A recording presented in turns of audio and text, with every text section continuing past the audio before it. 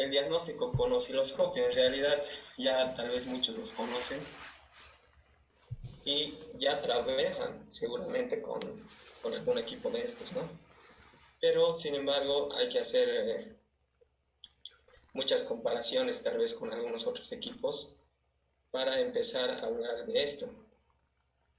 Pero inicialmente vamos a dar un concepto sobre qué es el osciloscopio y cómo funciona. Un osciloscopio en realidad es un equipo de diagnóstico que nos va a dibujar lo que es una imagen de voltaje que circula en un circuito a través del tiempo, ¿no? En realidad, para que ustedes puedan comprender mejor, el osciloscopio es una herramienta muy importante que me va a servir para graficarme el voltaje de un circuito a lo que es alrededor del tiempo. ¿Cómo funciona un osciloscopio? Para entender mejor cómo funciona un osciloscopio, vamos a empezar haciendo algunas comparaciones con algunos instrumentos de medición que seguramente ustedes ya manejan en sus talleres, ¿no? Como por ejemplo el voltímetro. Seguramente cada uno de ustedes ya ha podido manejar un voltímetro y manejan y diagnostican problemas con el voltímetro, van haciendo mediciones de voltaje, mediciones de continuidad tal vez. Entonces, pero se han debido dar cuenta que el voltímetro queda muy limitado en algunas fallas, ¿no? O en algunas mediciones, por así decirlo. No estamos aquí para despreciar lo que es el voltímetro, pero en realidad, comparado con un osciloscopio, es nomás o queda muy limitado. ¿Por qué razón? Precisamente por la velocidad de muestreo. La actualización de pantalla de un multímetro es 4 veces por segundo y la actualización de pantalla de un osciloscopio es 1.000.000 de veces por segundo. Imagínense la relación, ¿no? En realidad no hay relación, el osciloscopio es mucho más rápido. Y tomen en cuenta que el osciloscopio me va a mostrar lo que es una imagen de voltaje. Caso contrario con el voltímetro que me va a mostrar los valores en números, ¿no? Entonces, vamos avanzando. Todos ustedes seguramente ya han manejado un escáner y seguramente trabajan con escáneres en sus talleres. En realidad es una herramienta muy potente, ¿no? Para el diagnóstico. Yo con un escáner puedo hacer mucho. Algunos piensan que, o pensaban en un principio que el escáner era la solución a todos los problemas. Los clientes en realidad piensan eso, ¿no? Que cuando llevan el vehículo al taller, lo primero es escaneamelo y a ver, deme la solución, como el escáner haría todo, ¿no? Pero en realidad es una herramienta que también tiene sus limitaciones. Obviamente el escáner me va a traer muchos buenos resultados a la hora de hacer el diagnóstico y se ha convertido en realidad en un equipo muy importante en lo que es el diagnóstico. ¿Por qué? Porque me va a permitir hacer programaciones, enlazar, por ejemplo, computadoras, qué sé yo, programar llaves, sacar códigos de avería, me muestra, por ejemplo, los datos en vivo, pero muchas veces queda limitado. ¿Por qué razón? Precisamente por la rapidez también con la que me muestra esos datos. Para el escáner, mostrarnos a nosotros, por ejemplo, un código de avería, o en este caso, análisis de datos, por ejemplo, bits que se llaman, por ejemplo, un sensor X, sensor de mariposa de aceleración, o sensor del pedal del acelerador, o las mismas revoluciones a las que está girando el motor. Para hacer o para mostrarme todo eso necesita un proceso, como lo había dicho. ¿Cuál es ese proceso?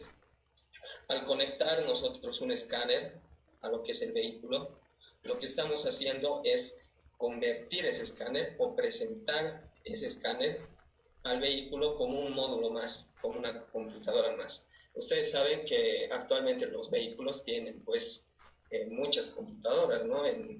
Dentro de un mismo vehículo. Entonces el escáner al conectarlo es un módulo más que se comunica con todos en realidad y va extrayendo datos y esos datos los analizará y los convertirá a nuestro idioma, ¿no? Al idioma que hablamos. Entonces, es así que nosotros vamos a poder ver. Para hacer todo ese proceso necesita tiempo. No es horas, ¿no? Ni minutos. En realidad son pequeños segundos que tarda. La actualización de pantalla de un escáner se dice que es una vez por segundo. Entonces, hay ocasiones que en realidad el escáner no me va a poder detectar fallas o averías. Es así que en muchos talleres se han debido dar cuenta ustedes mismos que viene un problema y generalmente lo primero que hacen es meter el escáner, ¿no? Pero ¿qué es lo que pasa? No hay códigos de avería, no hay ningún freeze frame, no, obviamente si no hay códigos de avería no hay freeze frame, pero no encuentro ninguna falla, entonces el escáner no me ayuda, pero la falla está ahí. Entonces uno qué hace, ¿no? Empieza a investigar, empieza a ver, agarra una cosa, otra cosa, pero en realidad el osciloscopio lo que va a hacer comparado a un escáner es mostrarme la señal, ya sea de un sensor o un actuador o la red multiplexada o cualquier componente eléctrico o electrónico que yo quiera ver, me lo va a mostrar en una imagen y casi en tiempo real. Entonces, comparado con estos equipos que hemos podido ver, el osciloscopio es eh, mucho, mucho de mayor ventaja, ¿no? Es mucho más potente, por así decirlo.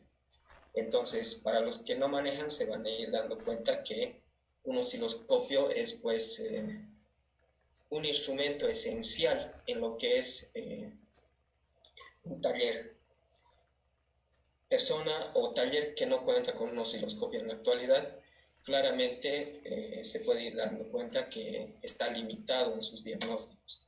Uno mismo se evalúa cada cierto tiempo y sin un osciloscopio se va dando cuenta, ¿no? Que su diagnóstico llega hasta cierto punto. Hay ocasiones en que uno ya encuentra sus límites, por así decirlo, pero con el osciloscopio me abro puertas a otros rumbos, por así decirlo, a fallas que en realidad en otros talleres no van a poder resolver y demás. Entonces, para comprender mejor este tema y ustedes vayan familiarizándose de a poco con este tema de lo que es el osciloscopio, vamos a ir tocando algunos conceptos básicos, ¿no? Que manejamos a la hora de medir señales con el equipo. El ciclo. El ciclo es la parte de onda que se repite. La forma de onda o la onda es la representación gráfica de una señal que muestra el tiempo en el eje horizontal y el voltaje en lo que es el eje vertical. No se olviden, al hablar del osciloscopio estoy hablando de voltaje y tiempo, ¿no? Si ustedes se dan cuenta, para el ejemplo, aquí yo tengo 4 divisiones. Y si digo que el tiempo lo manejo en el eje horizontal, tendré, en este caso, me dice que tengo por división 10 milisegundos. ¿Qué quiere decir eso? Que cada cuadrito vale 10 milisegundos. Siendo así, el ciclo de esta onda me estaría valiendo 40 milisegundos. Perdón, Entonces, Saúl, discúlpame, pero sí, no sé si los alumnos están viendo si está cambiando la diapositiva o no, porque al parecer se quedó en la presentación solamente. Ahora sí, a ver, ahí, ahora sí ya se puede ver. ahora sí. Sí, muy bien. Bueno, mil disculpas. Ya, vamos a continuar. En ese sentido, estábamos hablando de lo que es el ciclo, ¿no? Y decíamos que es la parte de onda que se repite. Y la onda es la representación gráfica de una señal que muestra lo que es el tiempo en el eje horizontal y el voltaje en el eje vertical. Si ustedes se fijan, por ejemplo, esta onda se repite por muchas veces a lo largo de la pantalla, ¿no?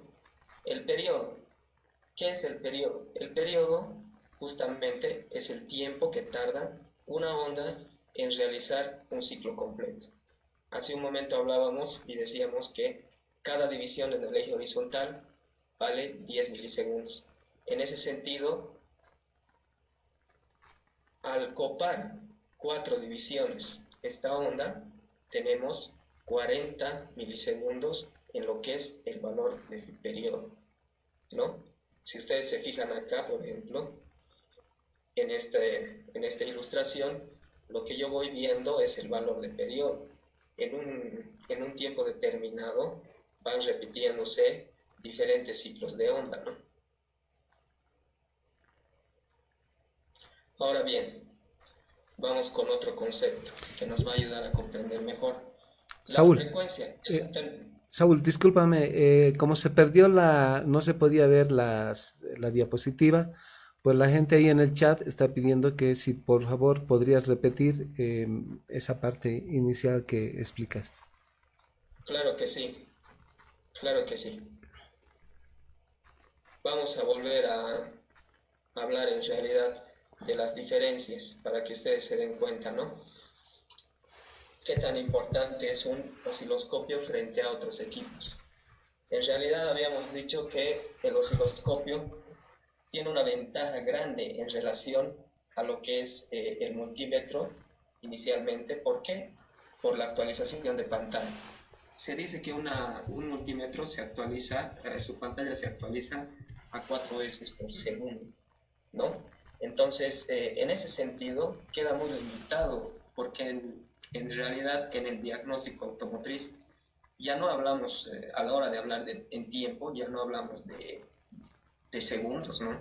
Hablábamos de lo que es milisegundos, hablamos de tiempos muy bajísimos a la hora de hablar de electrónica en realidad.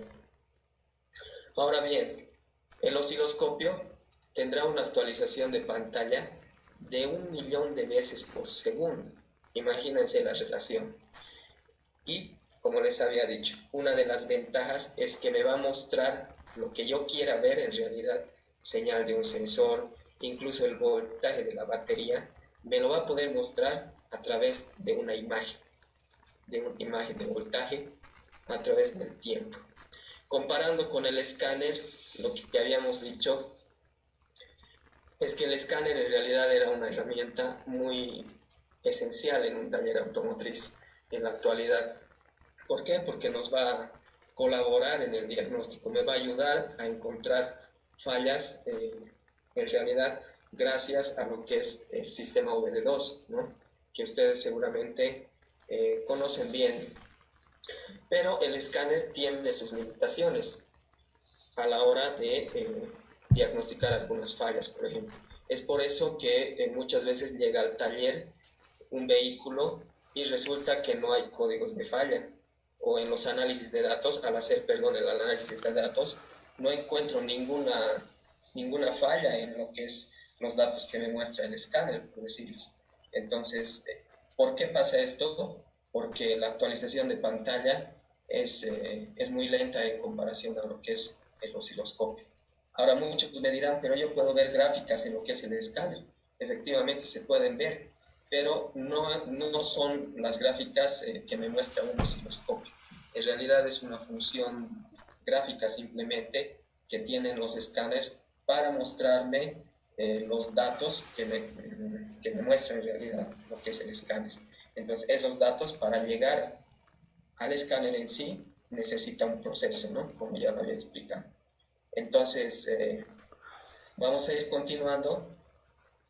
Y como les decía, habíamos hablado del ciclo, que es una parte de la onda que se repite, y la onda en realidad es la representación gráfica, porque a lo largo de todo este diagnóstico vamos a hablar de onda, de ciclo, de periodo, y es necesario conocer qué significa cada concepto, ¿no? En ese sentido habíamos dicho que la forma de onda es la representación gráfica de una señal que me muestra lo que es el voltaje en el eje horizontal, perdón, el voltaje en el eje vertical y el tiempo en el eje horizontal. Entonces, habíamos hablado también de lo que es el periodo, que es el tiempo o el valor del tiempo que tarda una onda en realizar un ciclo completo. Entonces, nos habíamos quedado aquí donde veíamos una ilustración mejor para que ustedes puedan entender Acá tengo el valor de tiempo que me está contando, el ciclo de repeticiones o las ondas que se repiten en cierto tiempo, ¿no? Entonces el periodo se va a encargar de eso. Ahora, la frecuencia es un término muy usado en realidad, no solamente en los osciloscopios, sino a la hora de hacer mediciones con un multímetro. Entonces, ¿qué será la frecuencia? Ustedes se preguntarán. La frecuencia es la magnitud que mide el número de ciclos que se repiten en un segundo. Si se fijan ustedes la imagen siguiente, desde este punto hasta este, yo tengo lo que es un segundo. Si ustedes se pueden dar cuenta, casi tengo 3 repeticiones de onda. Entonces, la unidad de medida de la frecuencia podemos acotar diciendo que es el hertz. Entonces, como la frecuencia es la magnitud que me mide el número de ciclos que se repiten en un segundo, entonces a lo largo de este segundo yo tengo 3 ondas. Entonces tendría 3 Hz. Casi 3 Hz, ¿no? Entonces, si ustedes se fijan, acá tengo el valor de la frecuencia. Entonces, a mayores ondas, mayor frecuencia. Fíjense acá, por ejemplo, ahí se puede observar, ¿no? Ahora, el ciclo de trabajo es otro concepto en realidad muy usado que hay que comprender en realidad cuál es el concepto, ¿no? En electrónica, el ciclo de trabajo, ciclo útil o régimen de trabajo, es la relación que existe entre lo que es el tiempo en que la señal está activa y no. Fíjense ustedes, acá tengo un diodito y tengo un tren de pulsos que se va modificando en el lado de activación o en el lado positivo que me va a activar este diodo. Entonces, el ciclo de trabajo se dice que es la relación que me va a existir en que la señal se encuentra en estado activo y no, ¿verdad? Ahora, el ciclo de trabajo yo lo voy a medir al ser una relación en porcentaje. Entonces, por eso ustedes pueden ver acá cómo va variando el porcentaje. Fíjense, a mayor tiempo de activación, mayor ciclo de trabajo. Ahora, vamos a ir viendo, ya terminando con algunos conceptos. No vamos a pasarnos todo el curso hablando de conceptos, ¿verdad? En realidad eso no es lo que interesa. Lo que ustedes quieren ver seguramente es acción, por así decirlo, ver fallas, pero es necesario, como les había dicho al principio, ver lo que es algunos conceptos para comprender de mejor manera este mundo que es el osciloscopio, que en realidad es muy amplio. Entonces, el ancho de pulso. ¿Qué será el ancho de pulso? El ancho de pulso es el tiempo en realidad en el que un actuador va a estar en estado activo. Ustedes dirán, es algo similar, es un concepto similar a lo que es el ciclo de trabajo. Efectivamente sí, es muy similar, pero el ancho de pulso no se va a medir en relación al porcentaje, se va a medir en relación a lo que es el tiempo. Precisamente lo que se mide es en milisegundos. En este caso tienen un oscilograma de un pulso de inyección que vamos a estudiar posteriormente, pero en este caso, como ven acá remarcado, tenemos lo que es el ancho de pulso. ¿Y qué será el ancho de pulso? En este oscilograma es pues precisamente el tiempo en el que el inyector está abierto. Entonces ese tiempo obviamente va a ir variando, entonces irá variando de valor. Es un tema de mucho más análisis que lo vamos a ir viendo posteriormente. Ahora bien, vamos a entrar de lleno a lo que es en realidad el osciloscopio. Y para eso vamos a ver un modelo básico, ¿no? De lo que es la pantalla y de lo que yo me voy a encontrar a la hora de ver. Porque muchas veces gente que me comprenderá, la gente que antes no tenía osciloscopio y ahora sí lo tiene, cuando no teníamos en realidad uno se sorprendía al ver un osciloscopio, ¿no? Y veía una pantalla lleno de cuadros y lleno de señales y decía, pucha, ¿qué es esto? Pero en realidad van a ir viendo que no es gran cosa, ¿no? Al enfrentarme con una pantalla de un osciloscopio, en realidad voy a encontrar, como les decía, un cuadro lleno de divisiones, tanto en el eje vertical como en el eje horizontal. En el eje vertical lo que yo voy a ver es el voltaje y en el eje horizontal lo que yo voy a ver es el tiempo. Para que ustedes entiendan mejor y esto se haga más didáctico, lo que voy a hacer en realidad ahora es abrir el software de un osciloscopio, precisamente un osciloscopio Hantec.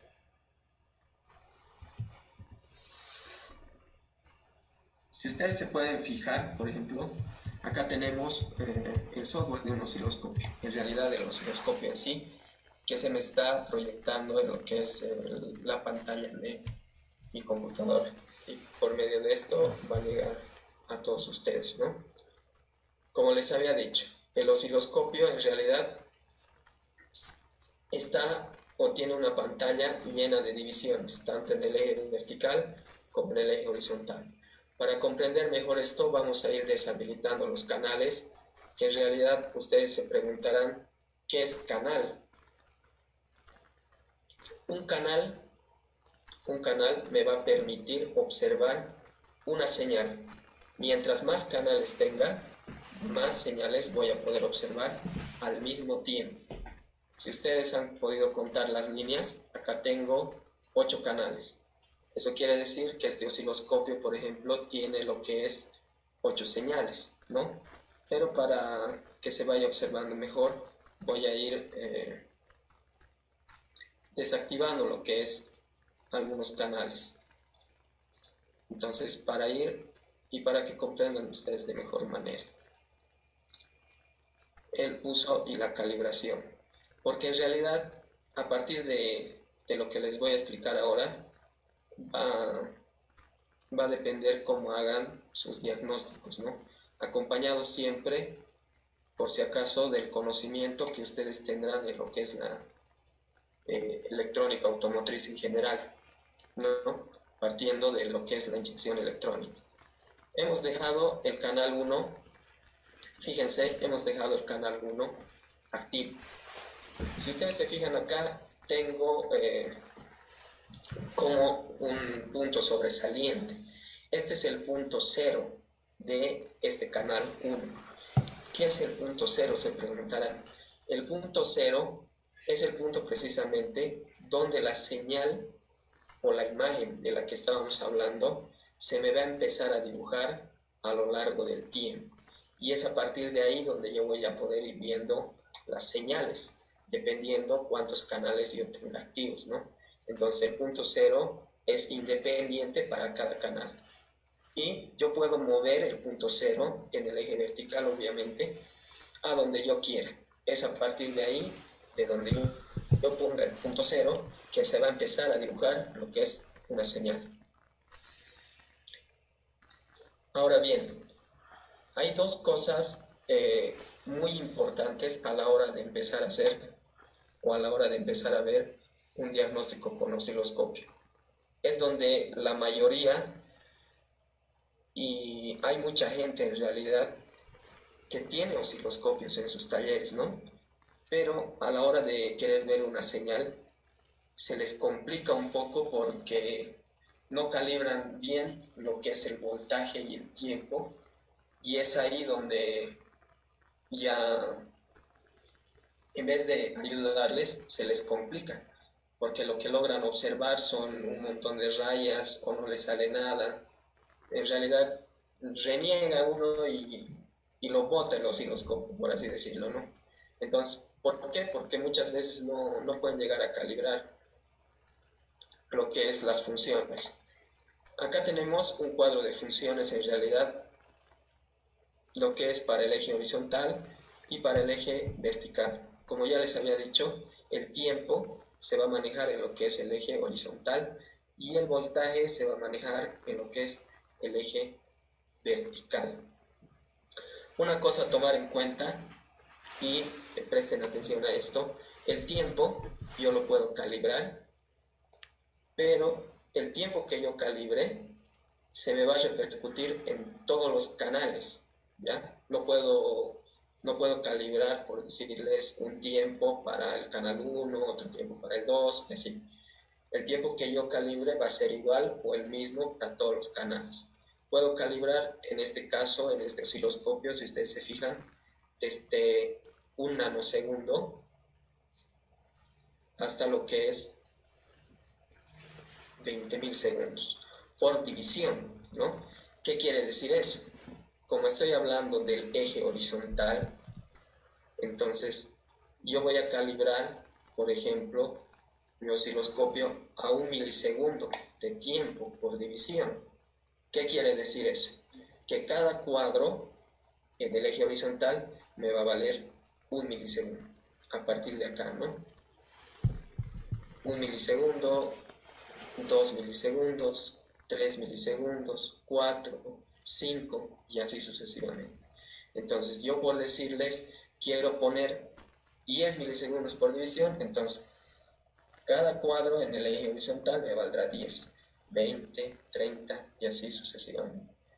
No importa los canales que use, para todos va a ser la misma calibración de lo que es tiempo. Ahora bien, vamos a continuar y vamos a pasar a ver lo que es la configuración de voltios o de voltaje por división. En ese sentido, si ustedes se fijan la pantalla, vamos a seleccionar el canal 1. Fíjense que tengo el canal 1 a 1 voltio por división. En este caso, estaría diciendo que cada división de mi osciloscopio, en este caso, por si acaso, cada división de mi osciloscopio, pero a partir del punto 0, donde yo ponga en realidad el punto 0, va a valer pues lo que es 1 voltio. ¿Se entiende? Espero que sí. 1 voltio, 2, 3, 4 y así sucesivamente. Y lo que esté por debajo del punto 0 también tendrá valor, pero un valor negativo, porque por si acaso el osciloscopio también me va a permitir ver lo que es una señal de corriente alterna, por ejemplo. No solamente ve lo que es corriente continua. En ese sentido, yo puedo ir calibrando lo que es el osciloscopio e ir viendo cómo se traduce. Para que ustedes entiendan mejor, lo que voy a hacer ahora es conectar mi osciloscopio, el canal 1, a lo que es un generador de señales que tiene el mismo osciloscopio.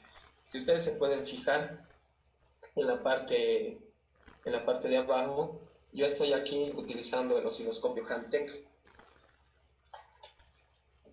Es un osciloscopio automotriz, en realidad, que me va a servir hoy día, para que ustedes puedan comprender de mejor forma lo que es el funcionamiento de todo esto.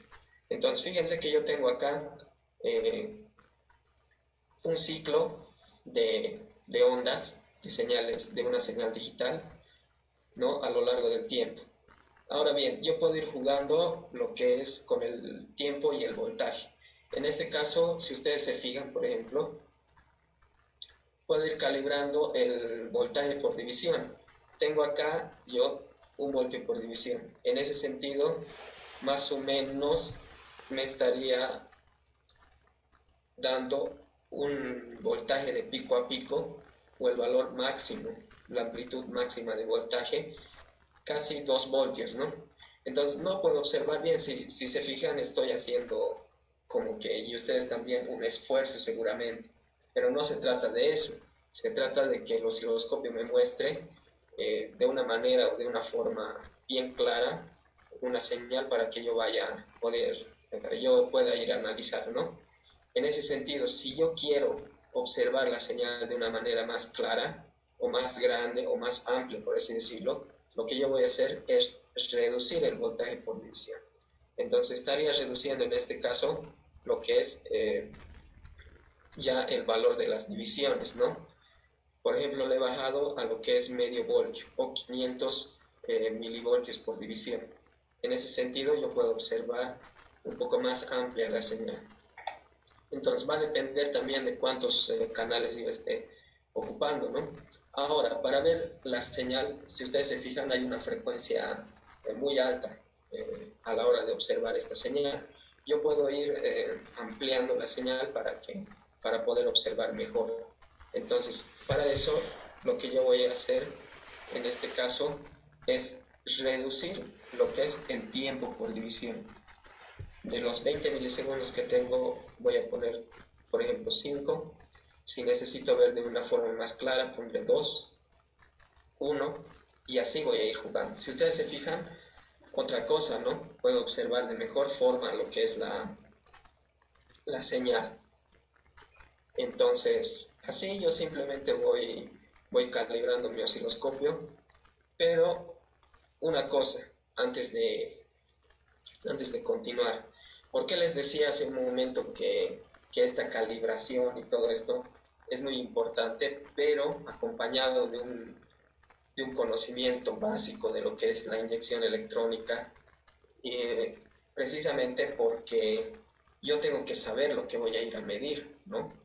Si yo no sé lo que voy a ir a medir, entonces cualquier gráfica que me dé el osciloscopio, yo lo voy a tomar como buena o mala, ¿no? Entonces voy a quedar más confundido.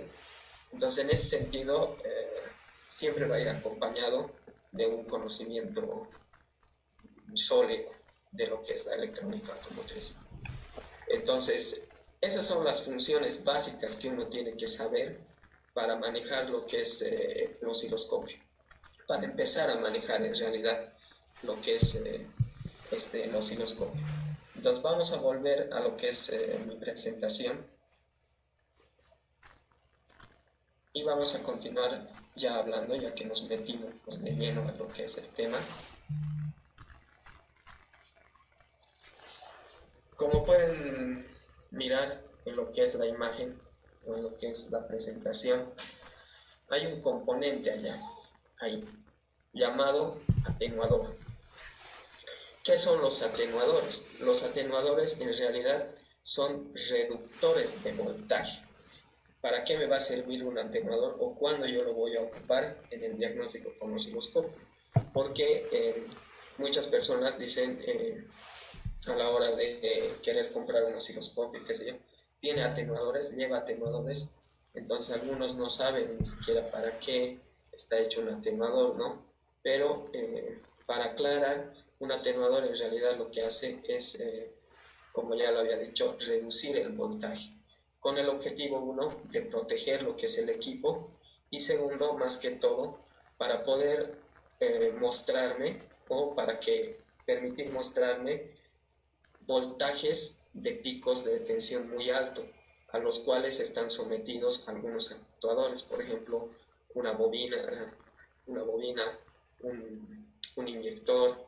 Entonces los voltajes de pico de tensión son muy altos, tan altos que si yo no usaría un atenuador, no llegaría a observar lo que es una señal de estas, ¿no? La pantalla, se me pasaría el valor de la pantalla, entonces no podría observar. Entonces, ¿cómo es que trabajan?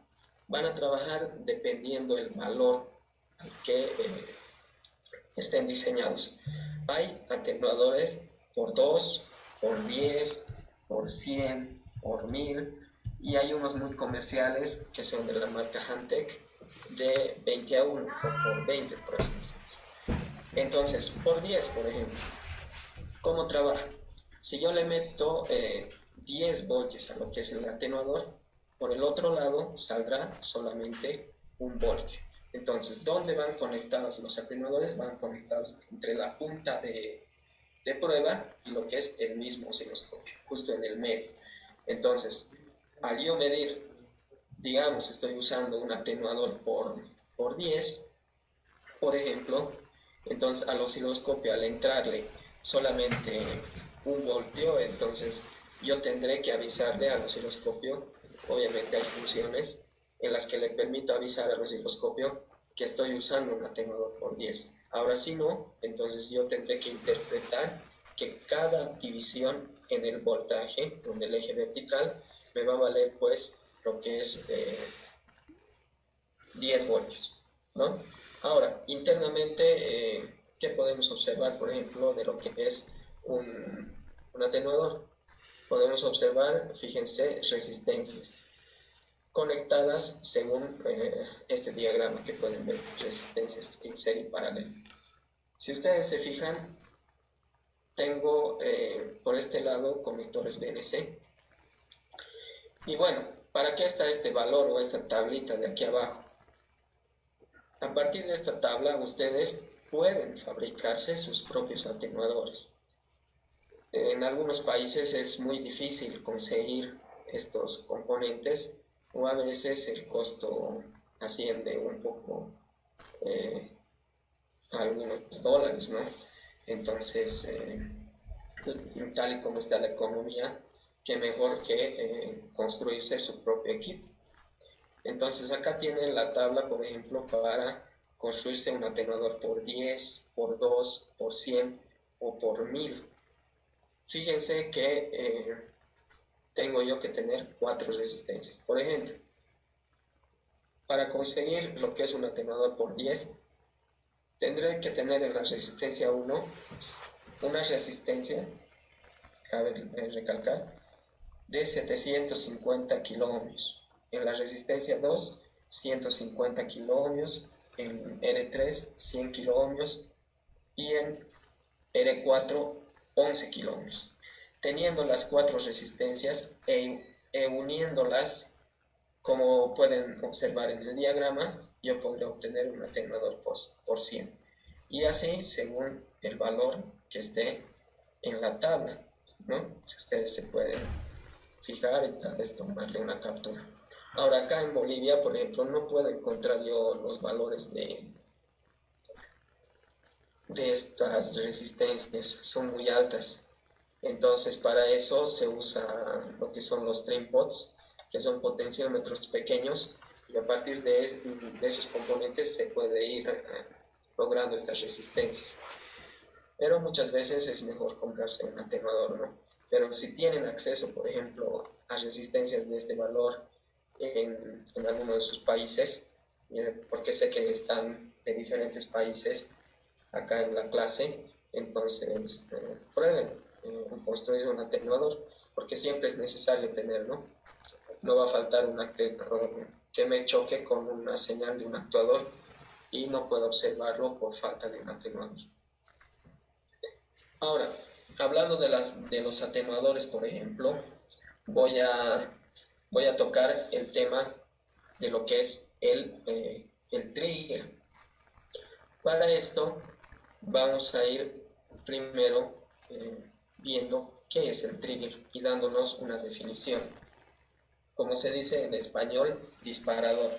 ¿Es un disparador o es una función en realidad que me va a permitir capturar la señal en un punto fijo para que a partir de ahí yo lo pueda ir analizando, ¿no? Si ustedes se dan cuenta, tiene diferentes partes también lo que es el trigger. Tengo flancos en el eje, por ejemplo, tengo un flanco en el eje horizontal y otro flanco en el eje vertical. A partir de estos flancos, por ejemplo, lo que yo voy a ir haciendo es ir calibrando para que la función del trigger me vaya a capturar a partir de estos puntos lo que es la señal a estudiar, ¿no? Ahora bien, fíjense, ustedes me dirán, pero no nos habías explicado ya que la señal la puedo ver así nomás, como mostró hace un momento. Hay señales que van a tiempos muy rápidos, que no me permiten ser observados en lo que es el osciloscopio. Por ejemplo, fíjense, esta es la señal de un inyector. Vamos a analizarlo. Y si ustedes se fijan, hay una señal del inyector que aparece y desaparece, aparece y desaparece. En realidad no es lo que está pasando. Aparentemente pasa eso, ¿no? Es como que apareciera y desapareciera.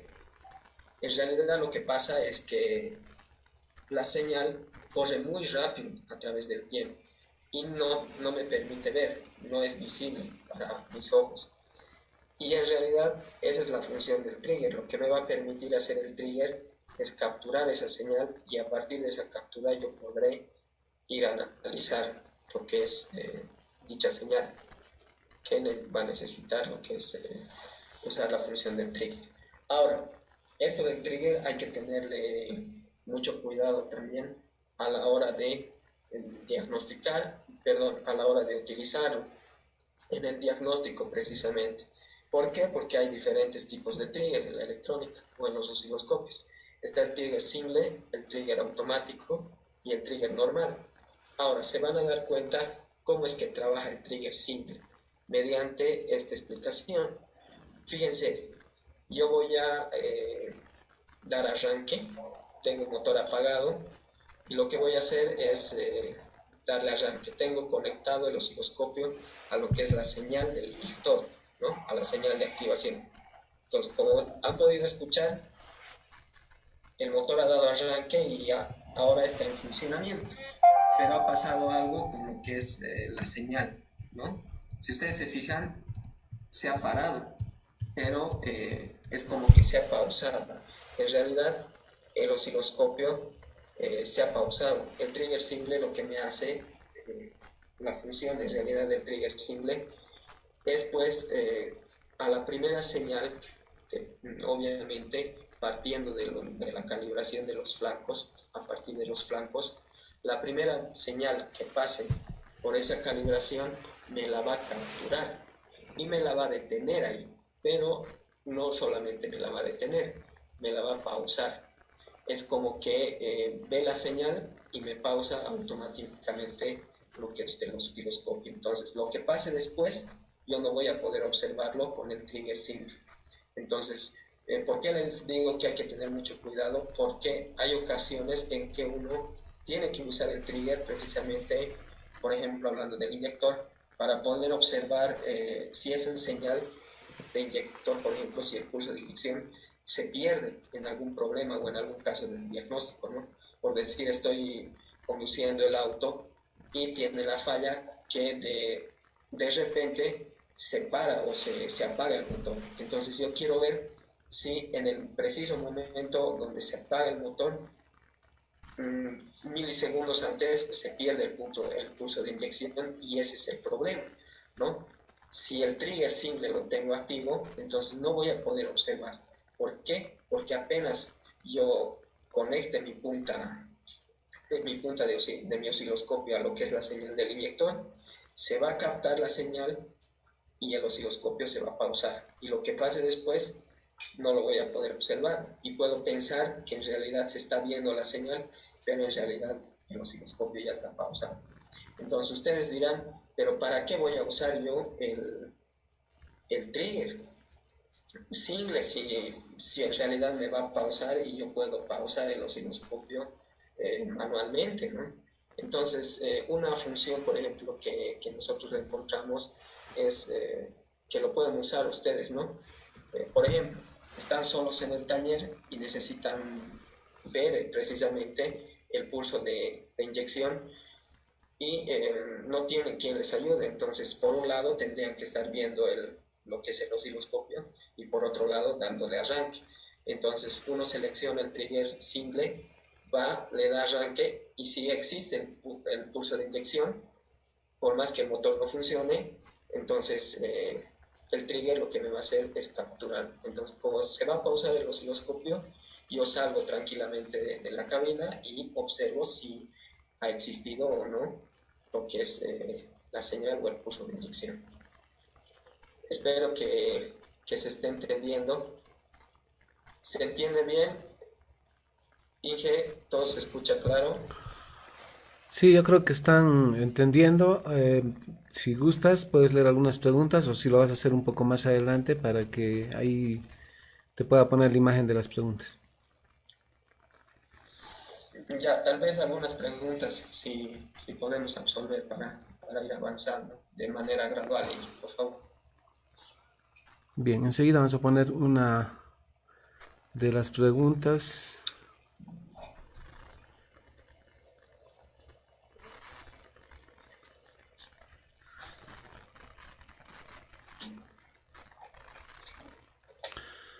Bueno, aquí hay algunas preguntas, si las puedes ver, Saúl, por ejemplo, ahí dice, Víctor Manuel, dice, el ciclo de trabajo es a frecuencia constante, ¿qué pasa si modifico la frecuencia?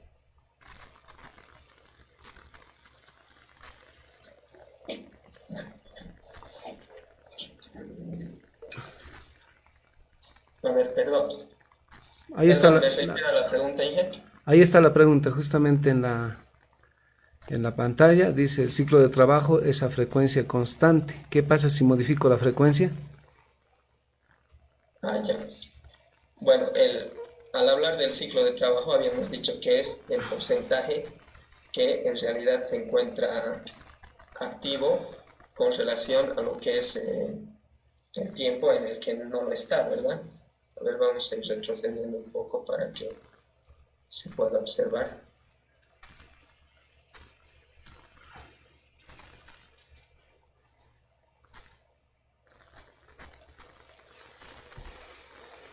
Porque hay aquí, tenía un ejemplo para que pueda absorber de manera clara ese.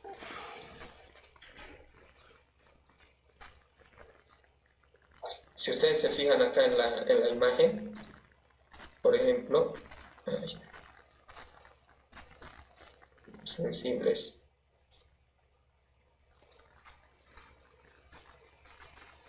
Ya, pero bueno, dice, o su pregunta en realidad es si el ciclo de trabajo se lo va a hacer o se lo va a poder ver a lo que es una frecuencia constante.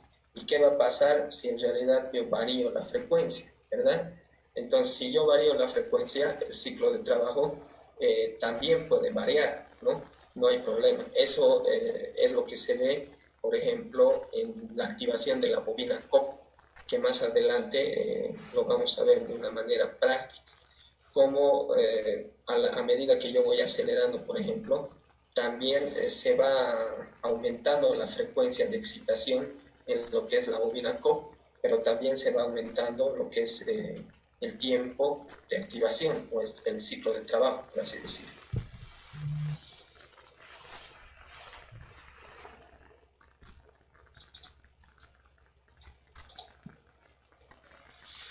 Bueno, otra pregunta. Sí, por favor. Bueno, sí, para que vayamos avanzando, porque ya no, tenemos que terminar. Recuerden que tenemos un curso con Dimeca, con los amigos de Dimeca.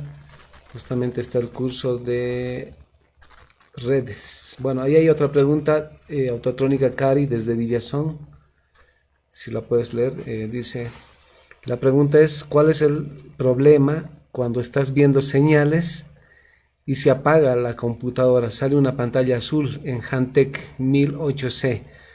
Tengo entendido que no solo pasa en Hantec, en algún otro osciloscopio también. Cuando estoy viendo, tal vez con señal, con un osciloscopio interfase, creo que a eso se refiere. En realidad hay muchas interferencias, muchos problemas, pero generalmente no es problema del osciloscopio, en realidad es problema de la computadora. En muchos casos he podido ver eso. No hay problemas con el osciloscopio. Es netamente que la computadora es como que el campo magnético que emanan algunos actuadores me afectan a lo que es la computadora, y es así que en muchos casos se reinicia incluso, ¿no? Bien, a ver si hay otra pregunta más. Dice, si no se usa el trigger y solo dice calibro los milisegundos, ¿podré ver la señal de un inyector? En realidad no, y para eso para absolver su pregunta, voy a una vez más colocar lo que es este video, que les va a ayudar a comprender mejor. Ahorita, por ejemplo, yo tengo calibrado lo que es el tiempo por división para la señal del inyector. Fíjense, entonces, yo para calibrar la señal del inyector, por ejemplo, me voy a basar primero en el ancho de pulso, ¿no? Y si se fijan, yo puedo calibrar la señal de una por ejemplo, en tiempo a 1 milisegundo o a 2 milisegundos de tiempo por división. Entonces voy a poder observar tranquilamente la pantalla. Pero si no tengo seleccionado lo que es el trigger, me va a ser muy difícil captar la señal. Entonces, no. Respondiendo a tu pregunta, no. Solamente calibrando el tiempo y el voltaje, no. Necesariamente vas a tener que usar un trigger. Entonces, creo que vamos continuando, ¿no, Inge? Sí, ahí dice de cuántos hertz es recomendable un osciloscopio automotriz. 200 es mucho, dice. Ya, esa es una muy buena pregunta. A la hora de ustedes adquirir un osciloscopio, no tomen en cuenta siempre que sea automotriz, puede ser también general, porque en realidad es lo mismo, ¿no? Un osciloscopio automotriz, la ventaja que va a tener es que me va a tal vez poder seleccionar patrones de muestra, donde yo voy a permitirme comparar, por lo demás es lo mismo.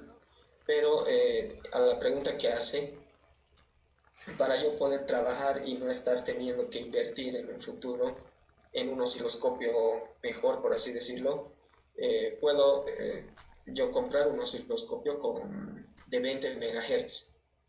Con 20 MHz yo trabajo tranquilamente, ¿no?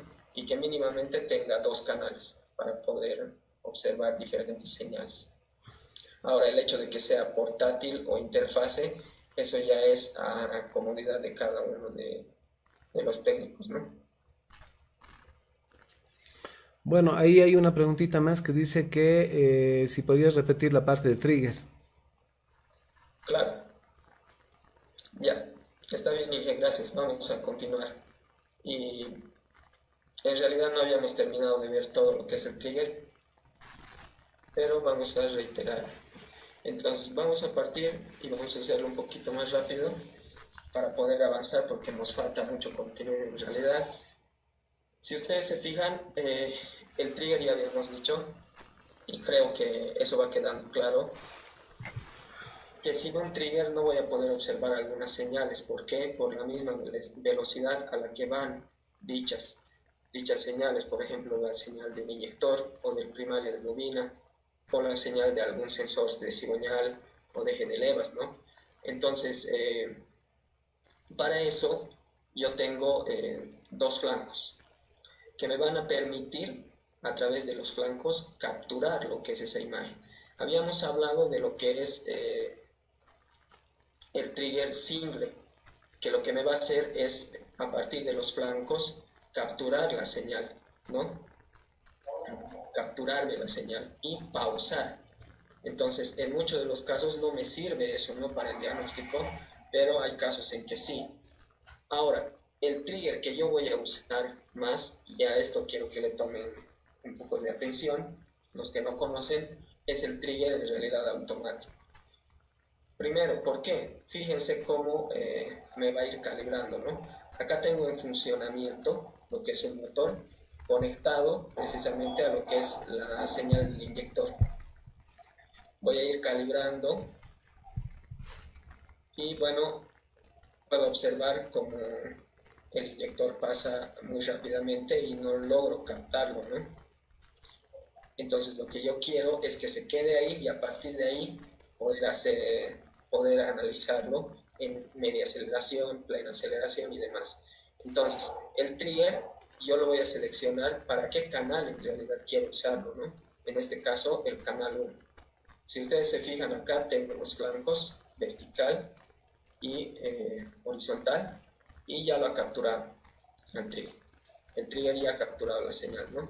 Voy moviendo para poder observar de mejor manera y para comodidad de uno mismo, ¿no?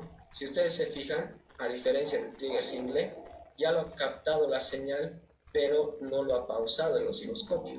Lo ha agarrado y el motor sigue funcionando y yo puedo observar cómo es que se está reproduciendo la señal del inyector. Voy acelerando y puedo ver cómo va variando el ancho de pulso, por ejemplo, ¿no? Ahora, un detalle muy importante y quiero que vean esto. Y en realidad no sé si me lo han preguntado, pero el pico de tensión de un inyector va a llegar a lo que es más o menos 70 voltios, ¿ya? Entonces, si yo no tengo un atenuador, no uso un atenuador para captar esa señal, lo que va a pasar es que el pico de tensión se me va a ir muy arriba. Fíjense acá. Entonces, incluso usando un atenuador, yo puedo, yo puedo tener problemas a la hora de ver, ¿no?, la señal, precisamente porque tal vez no está bien calibrado, pero con un atenuador por 10 es suficiente para ver una señal de inyector, ¿no?, para ver lo que es el pico de tensión, tal vez en 7 casillas, si yo calibro mi osciloscopio a 1 voltio por división. Siendo por 10, cada división sería 10. Entonces, en 7 divisiones podría yo observar tranquilamente lo que es el pico de tensión, que es muy importante en el análisis en realidad. ¿Por qué? Porque ese pico de tensión en realidad no vamos a hablar mucho de la señal del inyector, pero está, fíjense cómo se puede observar. Si el pico de tensión no es muy alto o no llega entre 60 y 70 voltios y es más bajo en realidad, eso me va a repercutir o yo puedo ver que tengo problemas en la bobina del inyector, ¿no? Ya no está recibiendo suficiente carga y es por eso que ya no me genera un pico de tensión estable, por así decirlo.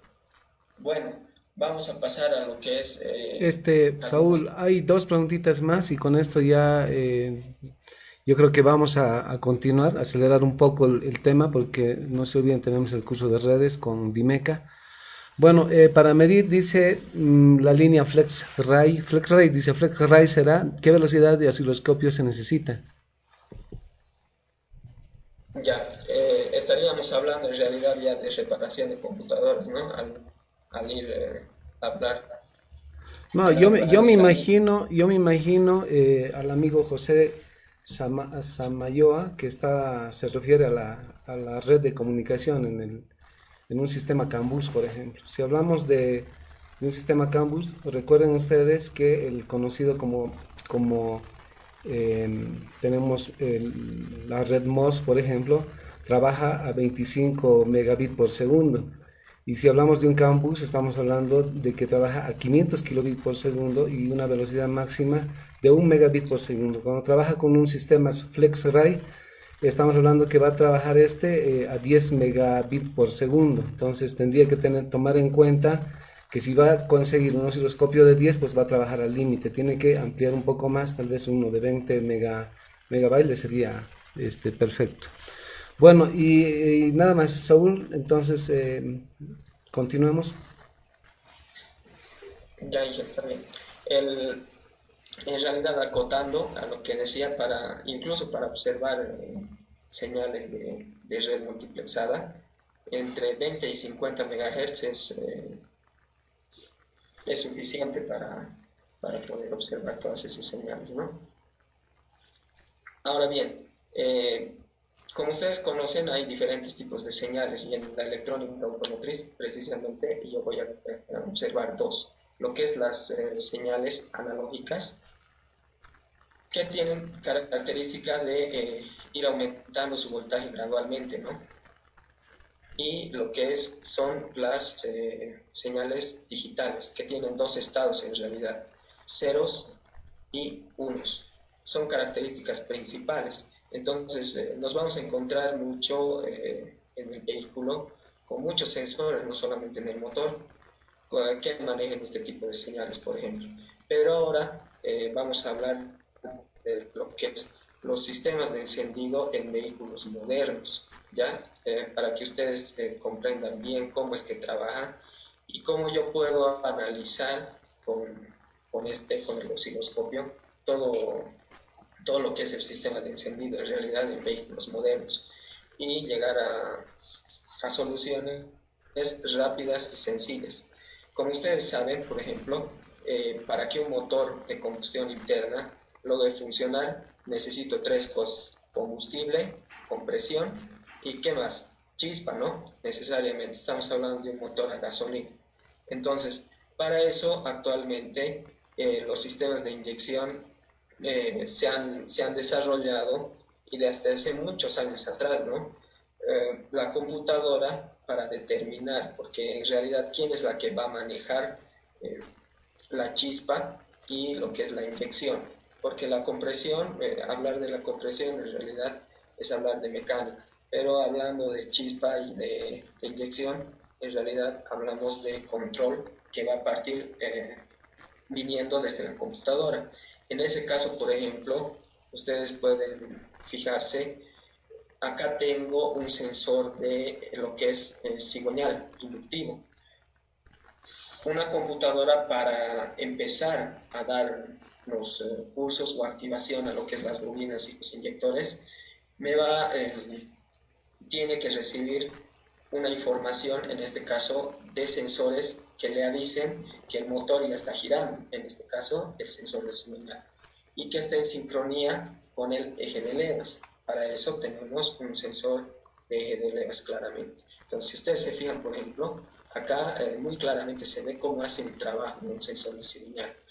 Y en este caso tenemos un sensor inductivo que su característica es al manejar un voltaje, al generar en realidad, porque se genera su propio voltaje de corriente alterna. Entonces, a más velocidad del motor, la amplitud de la señal irá aumentando. Y mientras más lento gire el motor, la amplitud de señal será también menor.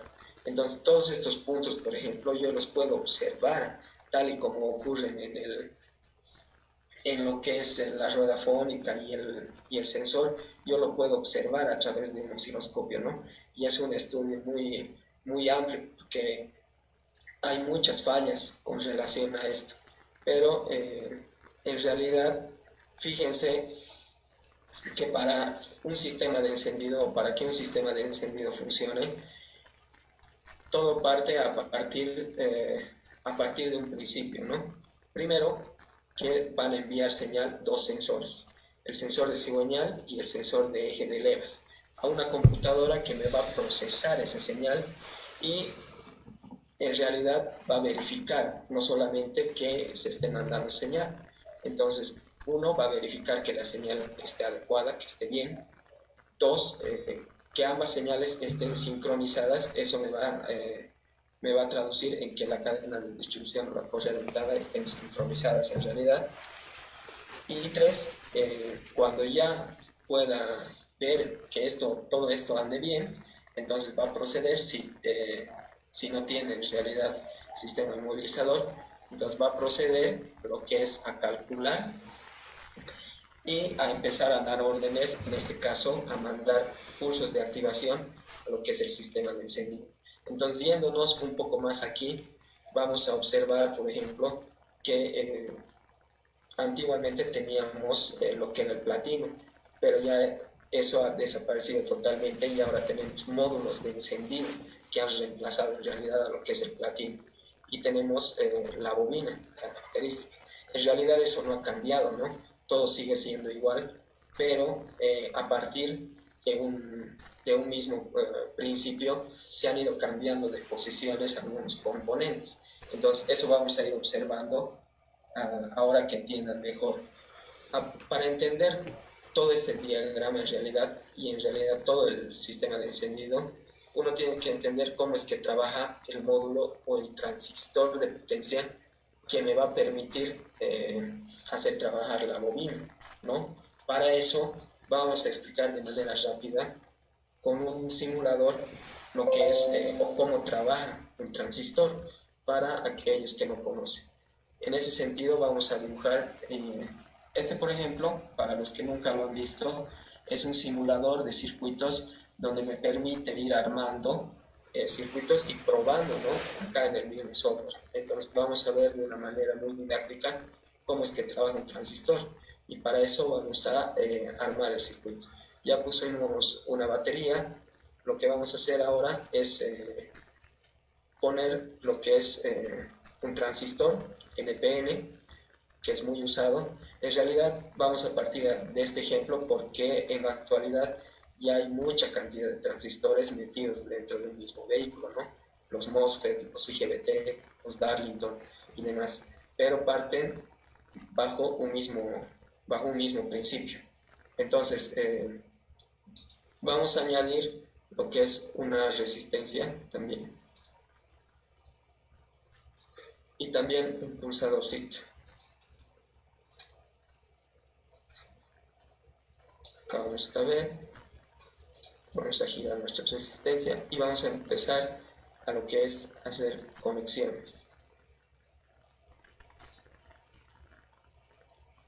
Algo más. Vamos a ir agregando lo que es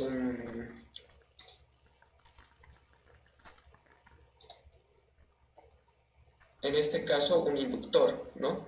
Podemos agregar un motor o un foquito. Un foquito vamos a agregar inicialmente para ver cómo es que hace su trabajo el transistor. Entonces en ese sentido vamos a ir conectando. El positivo vamos a pasarlo por un interruptor, una resistencia que me reduzca en realidad lo que es el voltaje. Vamos a conectar esto a la base del transistor. No se olviden que un transistor tiene 3 divisiones, ¿no? O 3 patas, lo que es la base, el colector y el emisor. En un transistor NPN, la regla es que el emisor siempre va a ir conectado más, ¿no? En un sistema de encendido, el transistor va a trabajar siempre como amplificador y como conmutador, ¿no? En ese caso vamos a conectar nuestra lamparita y vamos a conectarla de un lado al positivo directo y del otro lado a lo que es el transistor, ¿no? Al colector del transistor. Entonces nosotros le damos play y apenas pulsamos lo que es el pulsador. En este caso hemos metido un switch, disculpas. Vamos a cambiar de componente y vamos a poner lo que es un switch. No teníamos que poner un switch sino un pulsador.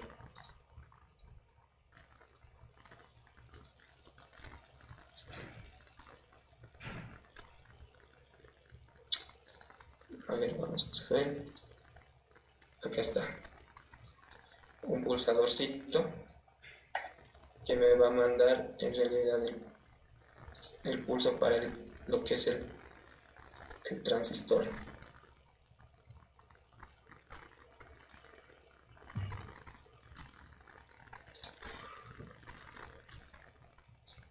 Entonces, una vez conectado, fíjense, la corriente está circulando el positivo hacia el foco y el negativo está conectado a lo que es el transistor, ¿no? Entre la salida de lo que es el foco y el negativo está el colector y el emisor. Lo que necesitaríamos para que este foco encienda en realidad sería que haya un paso de colector a emisor. Entonces, en la base, un pequeño pulso de activación positivo puede ocasionar que haya paso en realidad entre colector y emisor y se active en este caso lo que es el transistor. Para que se entienda un poco mejor vamos a conectar acá, ya que estamos viendo este tema, vamos a conectar lo que es un osciloscopio. Y vamos a conectarlo a lo que es, en este caso, nuestra señal de activación, que serían, nosotros le estamos dando. Entonces vamos a graficar acá.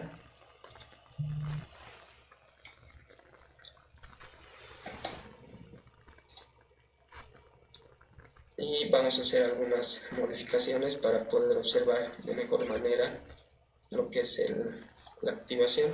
Fíjense que cuando yo pulso, cómo va cuando se enciende el foquito, o en realidad cuando activo el positivo, cómo va o cuando mando una señal positiva a base, cómo el foco se enciende gracias a que se ha enviado una señal de activación a lo que es la base, ¿no? Con eso podemos decir, en realidad, que el transistor se va a activar gracias a la base, gracias a un pulso pequeño que va a recibir, dando paso así de colector a emisor, lo que esté en colector. Entonces, haciendo esta analogía, por ejemplo, nosotros vamos a poder comprender de una mejor forma lo que es el sistema de encendido. Para eso vamos a volver a lo que es nuestra presentación y fíjense cómo en este caso el colector va conectado a lo que es la bobina. De una mejor forma acá vamos a ver cómo el colector va conectado a la bobina, el emisor a lo que es la masa y la base a lo que es la computadora en este caso. Si ustedes se fijan, la computadora le está dando un pulso de activación a la base que es denominado IGT. El colector va a ir conectado al negativo de bobina y el emisor a lo que es la masa. Cuando la computadora, según haga el análisis, decida darme el pulso de activación a lo que es la base, entonces el positivo que está circulando a través de la bobina pasará y cerrará circuito a masa. Es en ese instante donde se empieza a cargar la bobina y posteriormente, cuando se desconecte, habrá una autoinducción y así se generará la chispa. Como pueden ver, el siguiente ejemplo, por ejemplo, acá. Fíjense, cuando yo pulso o cuando hay un pulso de activación, se genera un campo magnético en el primario de la bobina, suelto el pulso y lo que pasa es lo siguiente. Hay una autoinducción y se genera lo que es la chispa, ¿no? Eso en realidad no ha cambiado. Todo ese principio no ha cambiado. Ustedes pueden decir, está hablando de sistemas de encendido antiguos y demás. En realidad no. Ese mismo principio sigue en los vehículos. Solo ha cambiado la posición. Fíjense, por ejemplo, acá tenemos un sistema de encendido DIS, donde el módulo lo tengo afuera. Acá tengo un sistema de encendido con bobina que viene encima de lo que es la bujía misma, ¿no? Que son los actuales que utilizan la mayoría o todos los vehículos en realidad en la actualidad. Ahora ustedes se preguntarán dónde está el módulo de encendido. El módulo de encendido ya lo lleva ahí adentro, por eso son denominados también bobinas transistorizadas. Ahora, el transistor o el módulo, en este caso, también puede venir ya directamente en la computadora, en la ECU en realidad. Entonces, fíjense cómo se ha mantenido el mismo principio, tal vez se ha cambiado de forma y demás, pero ese es el principio. Ahora ustedes preguntarán, pero ¿de qué me sirve eso? ¿O por qué nos está hablando eso? Precisamente porque con el osciloscopio yo puedo encontrar de una manera muy sencilla fallas en sistemas de encendido COP o en realidad en cualquier sistema de encendido. Por ejemplo, acá tienen lo que es un módulo de encendido de un Mitsubishi, que es muy comercial, ¿no? Que ya tal vez es un poco antiguo. Me va a servir para explicarles cómo es que trabaja o cómo es que yo puedo hacer el diagnóstico. Fíjense que este módulo viene en un motor P6. En ese sentido, me va a traer un sistema de encendido DIS. ¿Por qué? Porque me va a activar 3 bobinas. Estos son los pines que va a tener 1, 2, 3, 4, 5, 6, 9 pines, ¿no? Entonces, una alimentación de 12 voltios, un pin para el tacómetro, tendrá masa y principalmente estos 3, IB1, IB2 e IB3 son los pines de activación en este caso que vienen desde la computadora. Ese pulso, en realidad, si recuerdan que les había dicho que se activa a lo que es la base del transistor, entonces ese pulsito es en este caso el denominado IGT o IB en Mitsubishi, ¿no? También tenemos las terminales OC1, OC2, OC3, que en realidad van a ser las salidas a cada una de las bobinas o donde va a venir a conectarse el negativo de bobina, por así decirlo. Entonces, estas terminales, por ejemplo, haciendo la analogía con el funcionamiento del transistor que veíamos, serían con los colectores, ¿no? En ese sentido, tendríamos tres bobinas o tres módulos dentro de un mismo componente. Ahora bien, resulta que traen un vehículo con un problema de encendido. El vehículo no enciende, ¿verdad? Entonces, nos traen el módulo de encendido, ¿no? Y nos piden que se repare. Entonces, se procede a reparar y al verificar se da cuenta que una de las salidas en realidad IB1 o en realidad el transistor de la bobina que es controlada, de la bobina 1, para el control de la bobina 1, está mal. Entonces se procede a reparar y se entrega el módulo de encendido. Entonces vuelven de una hora y dicen, efectivamente, me lo has reparado mal. Entonces uno va al vehículo a verificar y qué es lo que tiene que verificar en realidad, ¿no? Porque si uno está seguro de la reparación, dice, ¿qué es lo que ha pasado en este caso? Entonces, lo primero que puede deducir uno es que hay un corte en algún lugar que por más que yo cambie un módulo nuevo, se va a volver a quemar. Entonces, yo me acuerdo de lo que me han explicado y me acuerdo del principio con el que trabaja un transistor. Entonces, inicialmente cuando yo le doy arranque, por ejemplo, tendría que haber un pulso digital de activación a lo que es el transistor o, en este caso, IB1, ¿no? Eso lo tendría que ver yo o podría verlo con el osciloscopio, ¿no? Donde conectando la punta del osciloscopio a IB1 con respecto a masa, siempre. Entonces, lo que obtendré será esto.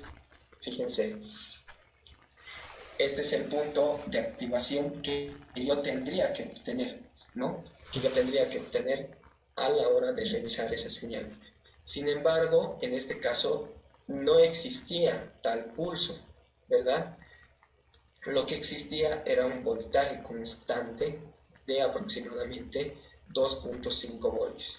Entonces, como les había dicho, al ser, por ejemplo, este transistor un transistor muy delicado, especialmente en base, si yo le aplico, aunque sea por un segundo, un voltaje constante de qué sé yo, en este caso 2-3 voltios, el transistor se va a quemar. ¿Por qué? Porque trabaja con pulsos de activación que van más o menos en un tiempo a cada un milisegundo, ¿no? A un tiempo muy rápido. Entonces, si yo mantengo conectado un positivo durante un segundo, ya el transistor está quemado. Entonces, por eso es que pasaba, ¿no? Inicialmente, entonces, hay un problema en la computadora y seguido obviamente está quemado el módulo. Entonces, por más que se cambie de módulo, nunca se va a encontrar el problema. Entonces, uno ya mostrándole al técnico o al dueño en este caso y explicándole, como les estoy explicando ahora, ya realmente comprende, ¿no? Y dice, la verdad, tenías razón. Entonces, en ese caso, ¿qué había que hacer? Había que reemplazar la ECU, ¿no? Se puede reparar, pero ya el análisis va directamente enfocado a una sola cuestión. Ahora, fíjense cómo yo tomo lo que es el voltaje por división y el tiempo por división, o cómo calibro mi osciloscopio en realidad para obtener este tipo de señales de activación a lo que es el transistor o el módulo de encendido o una bobina COP en algún caso, ¿no? Si ustedes se fijan, tengo un voltio por división para la calibración en lo que es el eje vertical. A partir del punto cero, entonces cada división valdrá un voltio, teniendo como amplitud máxima 5 voltios en este pulso de activación a la bobina. Entonces este es un pulso perfecto, ¿no? Algo que yo tengo que tomar en cuenta y tengo que analizar muy bien es pues que, por ejemplo, el pulso digital en este caso va a tener dos estados, o bien va a ser 0 o bien va a ser 5 en este caso. ¿no? No puede ser 2 o no puede bajar a 3 o no puede ir bajando o subiendo gradualmente. Entonces es algo que yo tengo que analizar bien. Segundo, tengo que analizar que el punto de masa no exceda los 30 milivoltios, por ejemplo. Y tercero, yo podré observar, por ejemplo, aquí, que el tiempo o el periodo de la onda, ¿no? Teniendo a 2.5 milisegundos lo que es el tiempo en este caso, el tiempo por división, tendré acá una activación cerca a los 6 milisegundos, ¿no? 2.5, 5 y más o menos 6 milisegundos de activación de esta bobina de encendida. Una vez reparando la computadora, yo antes de conectar el módulo tendría que volver a observar si existe este pulso. Si no existe, entonces habrá que volver a revisar la computadora. Ahora, espero que se esté entendiendo bien, espero que esté todo claro. Vamos a continuar con lo que es otro casito. Acá, por ejemplo, ya les había dicho, bajo un mismo principio. Ahora habíamos visto lo que es un caso en un sistema de encendido DIS para cómo analizarlo, digamos, cómo analizar la activación. Pero en este caso vamos a ver lo que es un encendido COP, lo que es una bobina encima de una bujía con sistema de encendido COP transistorizado, por si acaso, porque hay sistemas de encendido COP normales también, ¿no? Entonces, transistorizado significa que viene el transistor de la bobina o el módulo, en este caso, en la misma bobina. Y yo al tener, generalmente esas bobinas tienen, ustedes saben, 3 pines, ¿no? Uno será alimentación, otro masa, y el tercer pin será lo que es la señal, ¿no? La señal de activación. ¿Cómo se puede fijar en esta parte? Un positivo de 12 voltios para lo que es la alimentación de la bobina. Al negativo de bobina yo no podré acceder. ¿Por qué? Porque está conectado ya internamente con el conector. El pulso de activación, que es IGT, es el que va a activar el transistor en este caso, y la masa no es para la bobina, es para el que es el transistor.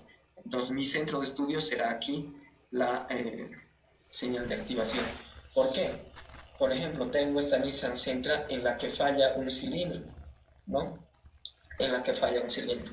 No me bota ningún código de avería, pero el cilindro está fallando, no trabaja para nada. Entonces uno va revisando, hay pulso de inyección y a la hora de revisar bobina por bobina se encuentra con esta señal, por ejemplo, en 3 de las bobinas, pero en una de las bobinas hay algo como esta señal.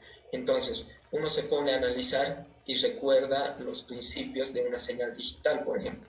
Uno, que ya les había dicho, tiene que ser un pulso o bien apagado o bien encendido, on-off, ¿no? No puede ir subiendo gradualmente, uno puede tener una curva, por así decirlo. Entonces, en ese sentido, comparando con el pulso anterior, que está bien, yo me doy cuenta que en realidad hay un problema acá. Pero ¿dónde está el problema? ¿Se estará el problema en la bobina o en la computadora? Porque el pulso va a venir de la computadora. Entonces, ¿qué hago en estos casos? Lo que hago es desenchufar la bobina y probar el pulso con bobina desenchufada, por así decirlo. Entonces, si existe el mismo pulso, el problema es la computadora en este caso. Entonces se procede a reparar y ya podemos solucionar el problema. Pero en realidad el osciloscopio en este caso me permite ahorrar muchísimo tiempo. No me va a tomar más de 5 minutos conectar la punta y calibrar lo que es mi osciloscopio para poder observar esta señal, que lo voy a calibrar a 1 volt por división y a lo que es un tiempo de 2.5 milisegundos en este caso. Si ustedes se fijan, por ejemplo, la amplitud de señal no llega ni a 4 voltios. Es otro problema que yo puedo encontrar acá en esta señal, ¿no? Entonces, así, de esa manera yo voy analizando. Aquí, por ejemplo, tengo usando 2 canales. Veo que el periodo está un poco más más bajo, pero eso es porque el tiempo por división se ha ido calibrando. Entonces aquí tengo, por ejemplo, la señal mala y la señal buena en este caso, ¿no? Ahora pueden observar, por ejemplo, cómo puedo ir calibrando, y aquí se van a dar cuenta, hace un momento me preguntaban de la frecuencia y de lo que es el ciclo de trabajo, ¿no? En este caso, el ciclo de trabajo sería el tiempo o el porcentaje o la relación en la que me está activando, el tiempo que me está activando lo que es la bobina de encendido, ¿no? Fíjense que yo voy a ir acelerando, pero se me va a ir obviamente aumentando la frecuencia de pulsos, ¿no? Claramente puedo observar cómo se me va aumentando la frecuencia de pulsos, pero también se me variará el ciclo de trabajo. Esa era la pregunta, ¿no? Entonces, para eso vamos a usar una herramienta, una función del osciloscopio en realidad, que me va a permitir ver en números o en un valor real lo que es el ciclo de trabajo. Fíjense, acá el duty positivo está a 21%, ¿no? Y el duty negativo a 77%. Obviamente el duty positivo es el que me está activando la bobina. Fíjense cómo aumenta el duty hasta llegar a 35%, ¿no?